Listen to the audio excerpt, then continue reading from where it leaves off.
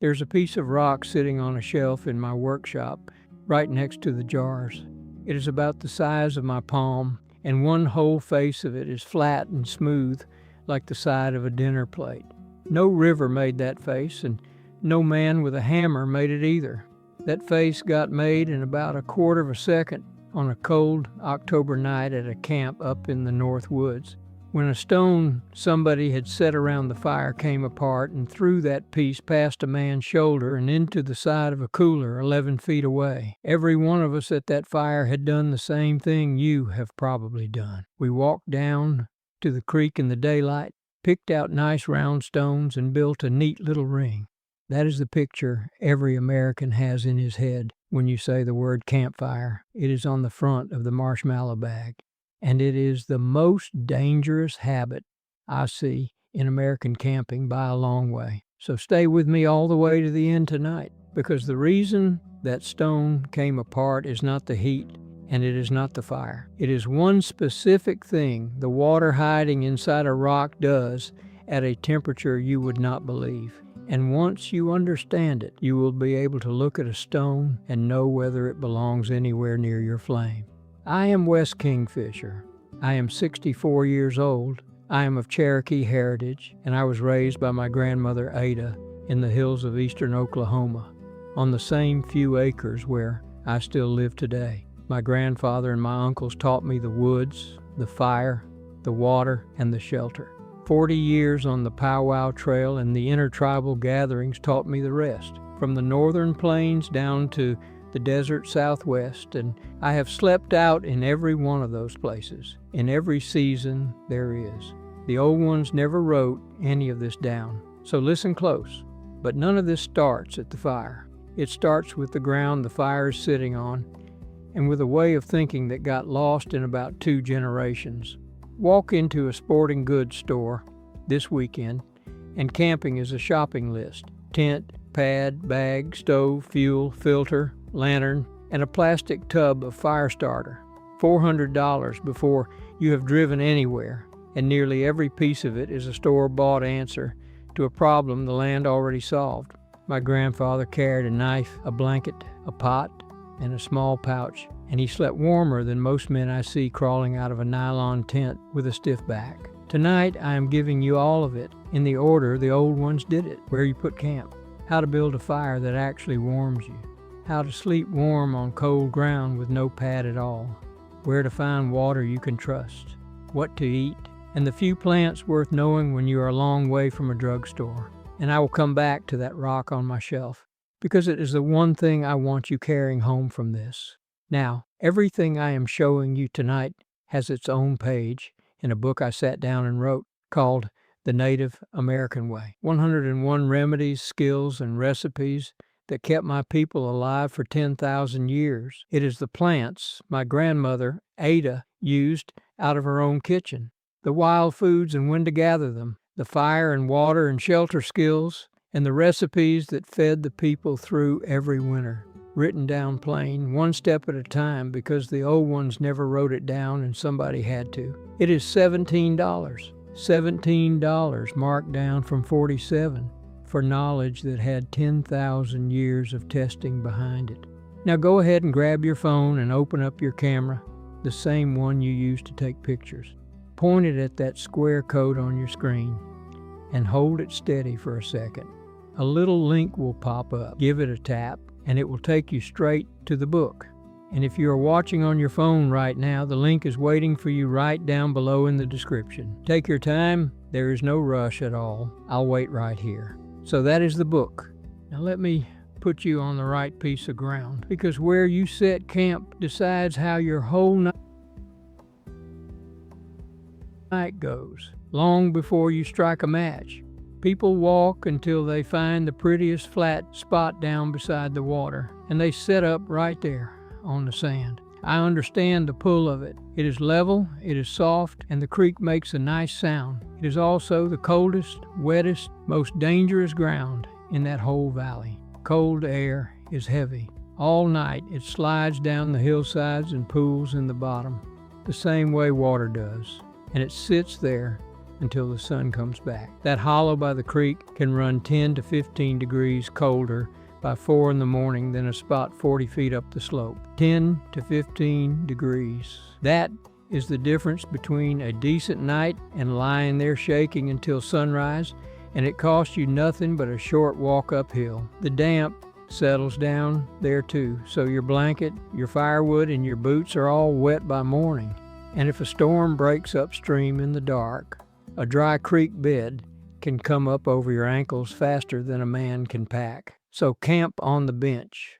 That is the flat shelf of ground above the water, back in the trees, where you can still hear the creek, but you are up out of that cold pool. Every old campsite I have been shown, in Oklahoma, up north, out on the plains, sits on that bench. And before you drop your pack, look up, look straight up, over the spot where your head is going to be. Dead limbs hanging in the canopy, a leaning dead tree, a broken branch caught in a fork. Those come down in the night with no warning at all. My uncles had a rule, and I have never once broken it. Look up before you look down. Now get down and look hard at what is under your fire, because this is where people get into real trouble. A forest floor is not dirt. It is a mat of old needles, leaves, bark, and roots, sometimes a foot deep, and every bit of it is fuel. Fire creeps down into that mat, runs sideways where your eye cannot follow it, and comes back up in the brush an hour after you're certain everything is out. That is how a good many wildfires start. And the man who started it drove home believing his fire was dead. So you scrape, take a stick or the side of your boot, and clear a circle right down to bare mineral soil. That is the plain gray or brown dirt underneath, with no plant matter left in it. Clear it 3 feet wider than your fire in every direction, 3 feet all the way around. Then scrape a shallow depression in the middle of that circle, 3 or 4 inches down so the fire sits below the level of the wind. Now test the ground you cannot see. Push a stick into it. If it goes in soft and springy and dark, you're on peat or a heavy mat of roots, and a fire will burn down into that and live for days. Move your camp, and on a slope, your bed goes uphill from the fire, never below it. Now here is where most folks go wrong, and it is not their fault, because the movies taught them. A campfire on television is a roaring cone of flame with everybody sitting 8 feet back squinting into it. My grandfather would have walked away from a fire like that. He used to say a big fire is for looking at and a small fire is for living by. And after 64 years, I have not found one thing wrong with it. A tall pile of burning wood sends most of its heat straight up into the sky where nobody is sitting, and it burns 3 times the wood doing it. So build it small and build it long. A fire about the length of your body and no wider than your 2 hands, laid with the logs running parallel, gives you steady heat all along your side, instead of one hot spot you keep turning in front of. Then put something solid behind it. This is the piece almost nobody does anymore, and it changes the whole night. Stack green logs, or dead wood, or pile up the dirt you scraped out of your circle into a wall about 2 feet high on the far side of the fire. 2 feet high. Then you sit and you sleep between the fire and that wall. Every bit of heat that would have gone off into the dark comes back off that wall and onto you. Same wood, same flame, close to twice the warmth on your body. And if you want heat on both sides of you, build 2 small fires and sleep in between them. Our people up in the North Woods did that in the deep cold. Now, a cold night gets decided by your wood, and it gets decided in the afternoon, not at dusk. Never pick your firewood up off the ground. Wood lying on the dirt has been drinking out of the dirt, and it will smoke and hiss and quit on you. Take standing dead wood instead. The dead lower branches on a standing pine or spruce, down underneath the live limbs, are the driest fuel in those woods on a wet day, because the tree has been holding an umbrella over them for years. Here's the test my grandfather taught me, and it takes 1 second. Snap the stick. If it bends, it is wet, and you leave it. If it cracks sharp, like a rifle going off a long way off, it will burn. Then know your 2 kinds of wood. Oak, hickory, and ash burn slow and leave a deep bed of red coals, and coals are what cook your food and hold your heat until morning. Pine, spruce, and cedar burn hot and fast and bright, so those are for getting started and for light.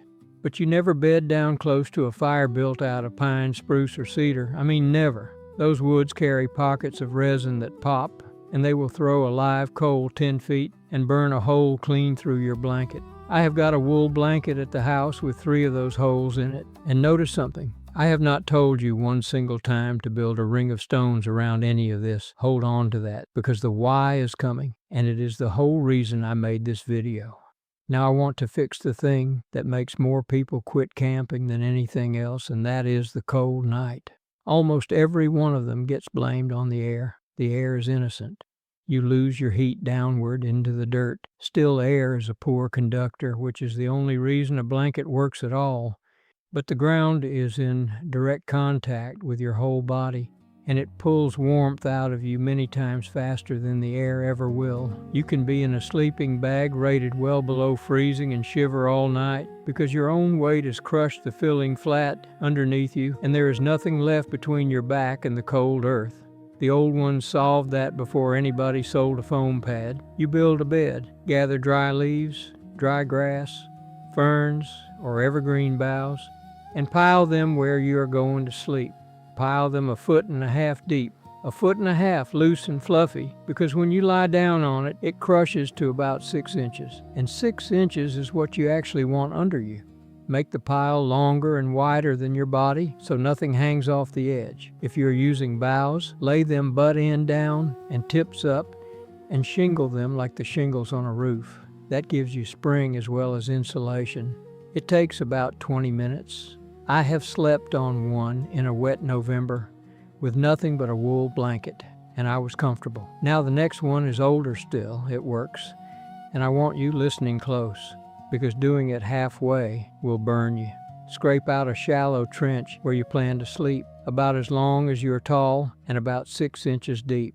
Build a good hardwood fire down in that trench. Let it burn a full 2 hours until you have a thick bed of red coals running the whole length. Then rake every coal and every bit of ash out of that trench and carry it well away from your bed.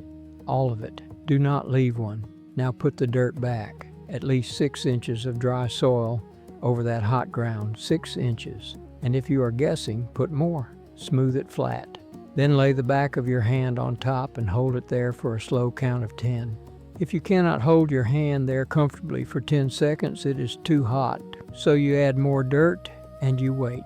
Then build your leaf bed on top of that and lie down. That ground gives heat back at you steadily until daylight, and it is the closest thing to a heated bed anybody had on this continent for 10,000 years. 2 warnings, and I will not soften either one. Never do this on peat, on deep duff, or over a heavy mat of roots, because the fire will follow those roots underground and keep going. And never sleep on less than 6 inches of soil. People have blistered their backs getting impatient with that number. Now, all of it comes together in shelter, and our people out on the plains engineered something no modern tent has matched to this day. A teepee looks like a simple cone. It is not. It is tilted steeper on the backside, leaning into the wind that runs across that country, so it sheds a gale that would flatten a dome tent. The smoke flaps up top are worked with poles from the outside so the people inside can swing them as the wind shifts and keep the smoke pulling straight up and out. And there's a liner hung around the inside wall from about head height down to the ground. That liner is the genius of the whole thing. Cold air comes in under the cover, gets trapped behind the liner, and runs straight up the wall like a chimney, dragging the smoke out the top and keeping the draft off everybody sleeping. Fire in the center, everybody warm, in a hide cone out in the middle of open country. I have slept in one at 20 below on the northern plains, and I slept in my shirt sleeves. You may never build a teepee, and that is fine. Take the 4 ideas out of it because they work in a tarp, a lean-to, or the tent sitting in your garage. Keep the space small because you are heating it with your own body. Insulate the floor every single time. Break the wind on the side it is coming from, and let the air move up and out, never sideways across you.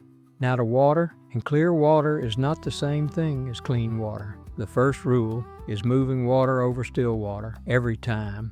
A creek running over gravel and rock is working on itself all day long. A pond with a green skin and no outlet is not. The second rule is to go upstream, above the game trails, above the beaver sign, above the pasture fence, because everything that walks through that valley is leaving something in the water below where it crosses. Here's an old trick that has served me my whole life. On a gravel bar beside a creek, dig a hole a couple of feet back from the edge of the running water, about 1.5 feet down. It will fill from below, muddy and clouded. Bail it out. Let it fill again and bail it again. By the second or third filling, that water has been pulled sideways through 2 feet of sand and gravel, and it comes in clear and cold. That is the oldest filter on this continent, and you still boil it every time. Bring it to a rolling boil and hold it there 1 full minute. 1 full minute at a rolling boil. And if you are up high in the mountains, above about 6,000 feet, make it 3 minutes. That one habit has kept more people healthy in the backcountry than every gadget on the shelf. Now to the pot, because eating in camp is where my grandmother's side of it comes in. Ate a parched corn, silu, that is our word for corn. She put dry kernels in a hot, dry skillet with no grease at all and shook it steady until they browned and puffed, and the whole kitchen smelled like a bakery. A handful of that and a swallow of water will carry a grown man over a lot of country. It does not spoil, and it weighs almost nothing. That was trail food on this land a long time before anybody sold you a foil bar for $4. And remember one line for the cooking, and you will never scorch another meal in the woods. Flames are for light, coals are for food. Rake a bed of coals off to one side, well away from the flame, and set your cast iron down right in them. If you want bread, mix cornmeal, water, and a little salt into a stiff dough. Pat it out about 1/2 inch thick. Lay it straight onto clean hot ashes and cover it with more ash. 20 minutes and it comes out done, and the ash brushes right off with your hand. That is ash cake, and children on this continent grew up on it. Now, 3 plants, and I am going to tell you exactly how to know each one, because knowing a plant halfway is worse than not knowing it at all. The first is broadleaf plantain, and there is a fair chance it is growing in a crack in your own driveway right now. It sits low, a rosette of oval leaves lying flat against the ground. The thing that names it is the ribs. Strong parallel veins run the length of the leaf, from the stem out to the tip, like the ribs of a canoe. In summer, it puts up a thin seed spike like a little green rat tail. It has no dangerous look-alike, which is why I teach it first. Crush a leaf or chew it and lay it on a bee sting, a mosquito bite, or a scrape. It takes the sting and the itch down. The second is yarrow, and here I want your full attention. Yarrow stands about knee-high. The leaves are feathery and soft, like a little green fern. The flowers sit in a flat-topped cluster of small white blooms. The stem is solid with fine hairs on it. Crush a leaf and it gives off a strong, sharp smell, clean and almost medicinal. The old ones laid a poultice of those leaves on a small cut to help it close up. Now the warning, and do not let anybody talk you past this part. Yarrow has a dangerous look-alike, and its name is poison hemlock. Poison hemlock also carries lacy leaves and white flowers, and it will kill you. Here's how you tell them apart. Poison hemlock grows tall, often up over your head. Its stem is smooth, hairless, and hollow, and it carries purple blotches and streaks along it. Its leaves are larger, shinier, and lacier than yarrow's, and when you crush it, it smells rank and musty instead of clean. So, if the stem is smooth and hollow and spotted purple, you walk away and you do not touch your face. And if you are not certain, you leave it standing in the ground. Certainty is the whole skill. The third is willow, and it is my favorite story in all of this. Willow grows with its feet in wet ground, along creeks, ditches, and pond edges. The leaves are narrow, several times longer than they are wide. The young shoots are so limber you can tie one in a knot without breaking it. In spring, it carries little fuzzy catkins. The old ones strip the inner bark, that soft green layer just under the skin, and simmered it down into a bitter tea for a headache or a sore back after a long day of walking. And that was never folklore. A chemist eventually pulled the working compound out of that same bark, refined it, and the world got aspirin out of it. 10,000 years of testing. That is the guarantee on this one. The old ones were so right about that tree that an entire industry got built on top of them. And then everybody forgot whose hands were on the bark first. One thing said the way an elder would say it once, and then I move on. If you cannot take aspirin, do not take willow. And if you are on medications, have a word with your doctor before you add anything new. Now, that rock on my shelf. 64 years of doing this, and if I could hand you only one thing tonight, it would be this one.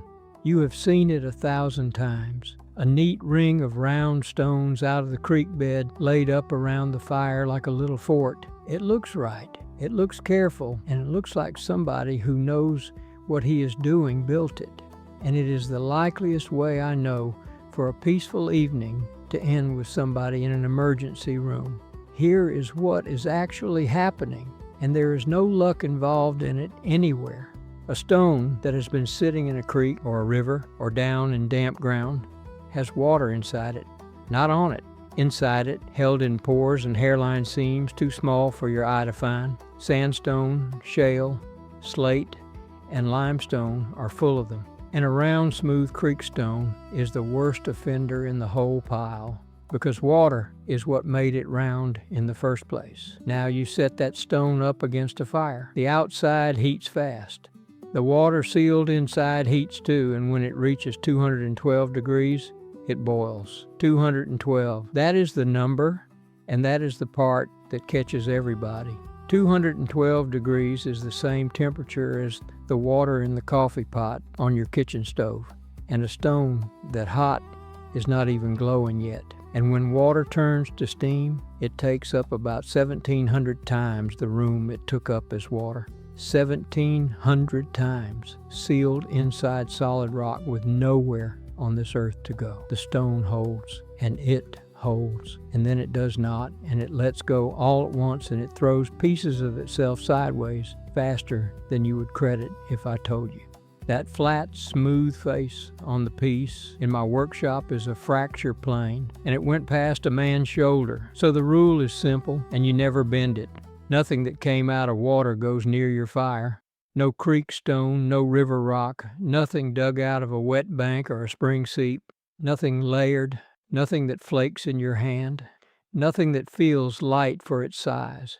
If you want stone near a fire at all, take dry, dense rock from high, well-drained ground with no visible layers or seams in it, and even then you keep your face out of that line while it heats. But now, let me give you the part underneath the part, because this is the real inheritance. The old ones did not ring their fires with stones in the first place. That ring does almost none of what people believe it does.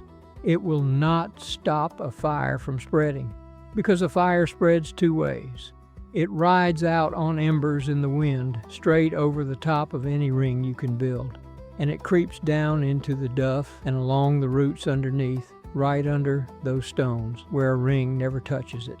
What the ring does do is block the low air coming in at the base, which the fire needs to burn clean, and that is why ringed fires smoke and sulk and never quite get going. What actually contains a fire is what my grandfather did with the side of his boot every single time before he ever struck a match. Bare mineral soil, 3 feet out in every direction. A shallow depression in the middle, that is the whole containment, and it costs 2 minutes. Stone does have one honest job at a camp. You heat dry stones from high ground off to the side, lift them with 2 green sticks, and bury them under a hand's depth of soil at the foot of your bed. They will give heat back at you half the night, chosen carefully, warmed carefully, and never once pulled out of a creek. That is the whole answer. And there is nothing mysterious in any of it. Boiling water, trapped inside stone, doing exactly what boiling water does. And that is the kind of thing my grandmother handed me for free, sitting on a stump, because somebody handed it to her first. There are 101 of them in the Native American way. The remedies out of Ada's kitchen, the wild foods, the fire and water and shelter skills, written out plain so they do not die with me. $17 marked down from $47 against one more season of doing it the hard way. Now go ahead and grab your phone and open up your camera, the same one you use to take pictures. Point it at that square code on your screen and hold it steady for a second. A little link will pop up. Give it a tap and it will take you straight to the book. And if you are watching on your phone right now, the link is waiting for you right down below in the description. Take your time. There is no rush at all. I'll wait right here. So there it is. Camp up on the bench instead of down in the bottom. Scrape to bare dirt. Keep the fire small with a wall behind your back. Put 1.5 foot of dry leaves between you and the ground. And keep every stone that ever sat in water away from your flame. Now do one thing for me. Go out to your own fire pit this evening before it gets dark and look at the rocks around it. Then tell me in the comments what you found and what state you are in. And if there is a stone out there with a flat broken face on it, you already know what happened. I read every single one. Next time I'm going to show you the shelter our people built out of nothing but bark and saplings, the one that will keep a man dry through 3 days of rain with no tarp, no rope, and no tool but a knife. Wado, my friends. That means thank you. Walk easy, and I'll see you down the trail.